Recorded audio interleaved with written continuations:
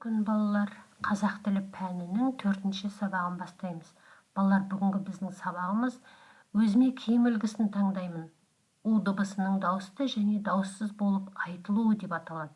Сіздер бұл сабақта дерек көздерден мәліметті табу жолын анықтайсыздар. Берілген тақырып бойынша сұрақ қойып, сұрақ бойынша мәліметті іріктеп алуды үйренесіздер. Және У әрпінің жазылу емлесін сақтап жазатын боласыздар. Бүгін сіздер гүлдер ойынын ойнайсыздар. Сабақ бойы әрбір тапсырма орындаған сайын гүл күлтелерін алып отырып, егер сіздер орындаған тапсырмада У дыбысы дауысты болса қызыл, дауыссыз болса көк гүлдердің күлтелерін жинап, орын-орнына жинайтын боласыздар. Сонымен бірінші тапсырма. Біз 14-ші жаттығуды оқып, сұрақтарға жауап беріп көрейік. Сәуле өздерің сияқты 2-ші сынып оқушысы. Ол сәнді киінгенді ұнатады.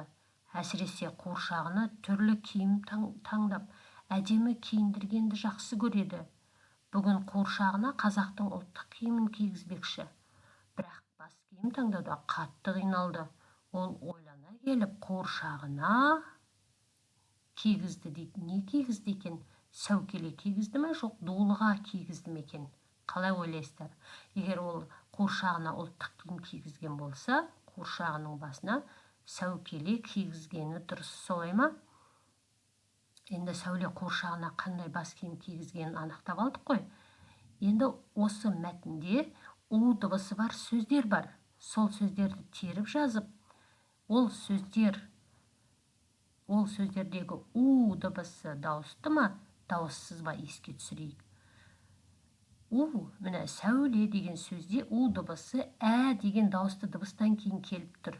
Демек, У бұл жерде дауыссыз дыбыс. Сіздер У дыбысының бірде дауысты, бірде дауыссыз болатын 1-ші сыныпта біліп алғансыздар. Соны бүгін тағы да еске түсіріп отырмыз. Және оқушысы деген сөзде У дыбысын көріп тұрмыз, У әрпі тұр.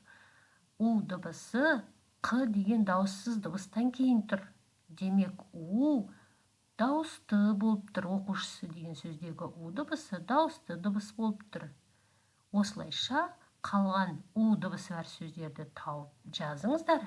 Және дауысты болса қызыл, дауыссыз болса көк түсті қарындаштарыңызбен астын сызып отырыңыздар. У дыбысының 15-ші жаттығуды орындап көрейік. Бұйымдарды кестемен әшекейлеу халық қолөнерінің бір түрі. Қазақ халқының кесте тігу өнері алуан түрлі. Солардың бірі кестемен қамзол, белдемше, тақияларды безендіру. Мұндай өнерге қыздарды кішкентай кезінен бастап үйретеді. Балалар, мәтінді өздеріңіз тағы да бір оқып көріңіздер. Сосын тақырып бойынша мәліметтерді іріктеп алыңыздар, Бұл бізде ұлттық киімдер туралы, ұлттық өнер туралы мәтін екен. Тағы да мәтінде У дыбысы бар сөздер кездеседі ме?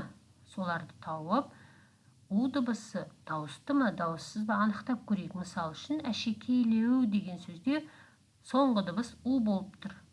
У дыбысы Е деген дауысты дыбыстан кейін тұр. Демек, бұл сөздегі У дыбысы дауыссыз дыбыс екен. Тағы да қай сөзде У дыбысы кездесіп тұр? Комментарийге жазыңыздар. Дауысты, дауыссыз деп жазуды ұмытпаңыздар. Сергіту сәтін жасап алып, енді 16-ші жаттығуда кестені толықтырып жазып көрейік. Дауысты У дыбысы кездесетін қандай сөздерді білеміз? Мысал үшін, мен су, жу, бу деген сөздерді біліп тұрмын. Ал сіздер жалғастырып көріңіздерші. Ал дауыссыз У дыбысы кездесетін сөздер ау, тау, бау. Ал сіздер қандай сөздерді біліп отырсыздар? Комментарийге жазып қалдырыңыздар, мен сіздерге міндетті түрде жауап беретін болам. Сонымен балалар, біз бағанағы жинаған гүлдерімізді бір-бірімізге сыйлайық.